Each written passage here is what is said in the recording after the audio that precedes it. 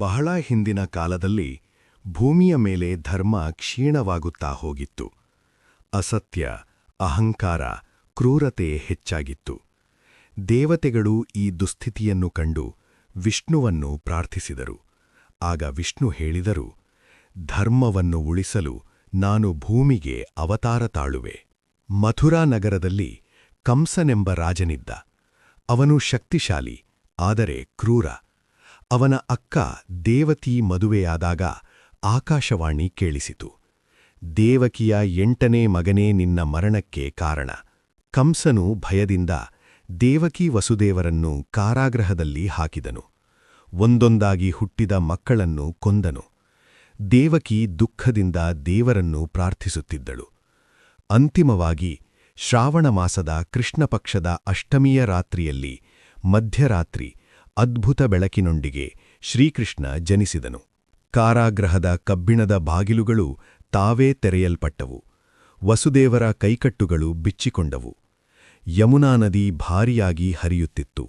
ಆದರೂ ದೇವರ ಕೃಪೆಯಿಂದ ವಸುದೇವರು ಕೃಷ್ಣನನ್ನು ತಲೆಯ ಮೇಲಿಟ್ಟು ನದಿಯನ್ನು ದಾಟಿದರು. ಹಾವೊಂದು ಬಂದು ಮಳೆಯನ್ನೆಲ್ಲ ತಡೆದು ರಕ್ಷಿಸಿತು. ಗೋಕುಲದಲ್ಲಿ ನಂದಗೋಪ ಮತ್ತು ಯಶೋದೆ ಮನೆಗೆ ಕೃಷ್ಣ ಬಂತು. ಅಲ್ಲಿ ಜನಿಸಿದ ಯೋಗಮಾಯೆಯನ್ನು ಮಥುರೆಗೆ ಕರೆದು ಹೋದಾಗ ಕಂಸನ ಕೈಯಿಂದ ಆಕೆ ತಪ್ಪಿಸಿಕೊಂಡಳು. ಗೋಕುಲದಲ್ಲಿ ಕೃಷ್ಣ ಸಾಮಾನ್ಯ ಮಗುವಿನಂತೆ ಬೆಳೆಯುತ್ತಿದ್ದರೂ ಅವನ ಸುತ್ತ ಸದಾ ಒಂದು ದಿವ್ಯತೆ ಇತ್ತು. ಅವನ ನಗು ನೋಡಿದರೆ ಎಲ್ಲರ ದುಃಖ ಮರೆತು ಹೋಗುತ್ತಿತ್ತು. ಯಶೋವೆಗೆ ಕೃಷ್ಣ ಅಂದರೆ ಪ್ರಾಣ. ಅವನನ್ನು ಸ್ನಾನ ಮಾಡಿಸುವುದು, ಊಟ ಮಾಡಿಸುವುದು, ಮುದ್ದಾಡುವುದು ಅದೇ ಅವಳ ಲೋಕ. ಆದರೆ ಕೃಷ್ಣನು ತುಂಬಾ ತುಂಟ. ಅವನು ನೆಲದ ಮೇಲೆ ಹಾವಿನಂತೆ ಓಡಾಡುತ್ತಾ ಮಡಕೆಗರಲ್ಲಿದ್ದ ಬೆಣ್ಣೆ ಕದಿಯುತ್ತಿದ್ದ. ಗೆಳೆಯರ ಜೊತೆ ಸೇರಿ ಮನೆ ಮೇಲೆ ಮನೆ ಹಾರಾಡುತ್ತಿದ್ದ. ಗೋಪಿಯರು ದಿನವೂ ದೂರು ಕೊಡುತ್ತಿದ್ದರು, ಯಶೋದೆ, ನಿಮ್ಮ ಮಗ ಮಡಕೆಯನ್ನೇ ಒಡೆದ. ಯಶೋದೆ ಕೋಪದಿಂದ ಕಟ್ಟಿಹಾಕಿದಳು. ಆದರೆ ಆ ಕಗ್ಗಂಟು ಕೂಡ ದೇವರಿಗೆ ಸಾಕಾಗಲಿಲ್ಲ.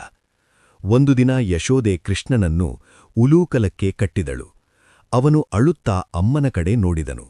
ಆ ಕಣ್ಣೀರಿನಲ್ಲಿ ಭಕ್ತಿಯ ಶಕ್ತಿಯಿತ್ತು. ಕೃಷ್ಣನು ಉಲೂಕಲವನ್ನು ಎಳೆದುಕೊಂಡು 2 ಅರ್ಜುನ ಮರಗಳ ಮಧ್ಯೆ ಹೋದನು.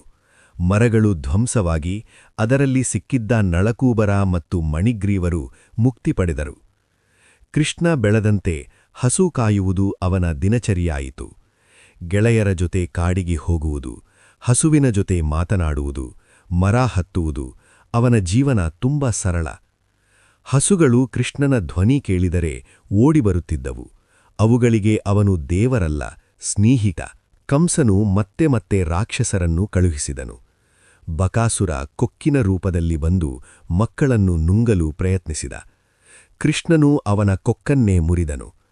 ಅಘಾಸುರ ಮಹಾ ಹಾವಾಗಿ ಬಾಯಿ ತೆರೆದು ನಿಂತ. ಎಲ್ಲ ಗೆಳೆಯರು ಒಳಗೆ ಹೋದರು. ಕೃಷ್ಣನೂ ಸಹ ಒಳಗೆ ಹೋಗಿ ತನ್ನ ದಿವ್ಯಶಕ್ತಿಯಿಂದ ಅಘಾಸುರನನ್ನು ಸಂಹರಿಸಿದನು.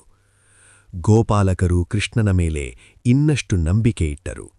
ಒಮ್ಮೆ ಬ್ರಹ್ಮದೇವರಿಗೆ ಸಂದೇಹ ಬಂತು, ಈ ಬಾಲಕ ನಿಜವಾಗಲೂ ದೇವರೇ? ಅವರು ಹಸುಗಳನ್ನು ಮಕ್ಕಳನ್ನು ಮಾಯ ಮಾಡಿದರು. ಆದರೆ ಕೃಷ್ಣ ತಕ್ಷಣವೇ ತನ್ನ ಅನೇಕ ರೂಪಗಳಲ್ಲಿ ಹಸುಗಳಾಗಿ ಮಕ್ಕಳಾಗಿ ಕಾಣಿಸಿಕೊಂಡನು. 1 ವರ್ಷವಾದರೂ ಯಾರಿಗೂ ವ್ಯತ್ಯಾಸ ಗೊತ್ತಾಗಲಿಲ್ಲ. ಕೊನೆಗೆ ಬ್ರಹ್ಮನಿಗೆ ತನ್ನ ತಪ್ಪು ಅರಿವಾಯಿತು. ಅವನು ಕೃಷ್ಣನಿಗೆ ನಮಸ್ಕರಿಸಿದನು. ಯಮುನಾ ನದಿಯ ವಿಷದಿಂದ ಜನರು ತತ್ತರಿಸುತ್ತಿದ್ದರು. ಕೃಷ್ಣನು ಕಾಳಿಂಗನ ಮೇಲೆ ನಿಂತು ನೃತ್ಯ ಮಾಡಿದನು. ಅವನ ಪಾದದ ತಾಳಕ್ಕೆ ಕಾಳಿಂಗನ ವಿಷ ಕರಗಿತು. ಅಹಂಕಾರದಿಂದ ತುಂಬಿದವನು ಶರಣಾದಾಗ ಮಾತ್ರ ಮುಕ್ತನಾಗುತ್ತಾನೆ ಎಂಬ ಪಾಠ ಅದು. ಇಂದ್ರನ ಅಹಂಕಾರ ಮಳೆಯ ರೂಪದಲ್ಲಿ ಬಂದಾಗ ಕೃಷ್ಣನು ಬೆರಳಿನಿಂದಲೇ ಗೋವರ್ಧನವನ್ನು ಎತ್ತಿದನು. ಅಲ್ಲಿ ಎಲ್ಲರೂ ಒಂದಾಗಿದ್ದರು, ಶ್ರೀಮಂತ, ಬಡವ, ಮನುಷ್ಯ, ಪ್ರಾಣಿ. ಸಂಕಷ್ಟದಲ್ಲಿ ಏಕತೆ ಎಷ್ಟು ಮುಖ್ಯ ಎಂಬ ಸಂದೇಶ ಅದು. ಕೃಷ್ಣನ ಬಾನ್ಸುರಿ ಕೇವಲ ಸಂಗೀತವಲ್ಲ, ಅದು ಆತ್ಮದ ಕರೆ. ಅದನ್ನು ಕೇಳಿದವರು ತಮ್ಮ ಅಹಂಕಾರ ಮರೆತು ಪ್ರೀತಿಯಲ್ಲಿ ಕರಗುತ್ತಿದ್ದರು.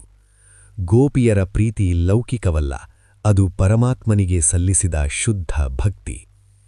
ಕೃಷ್ಣನ ಕಥೆ ನಮಗೆ ಹೇಳುವುದು, ದೇವರು ಭಯದಲ್ಲಿಲ್ಲ, ಪ್ರೀತಿಯಲ್ಲಿದ್ದಾನೆ. ಭಕ್ತಿ ಅಹಂಕಾರಕ್ಕಿಂತ ಶಕ್ತಿಶಾಲಿ.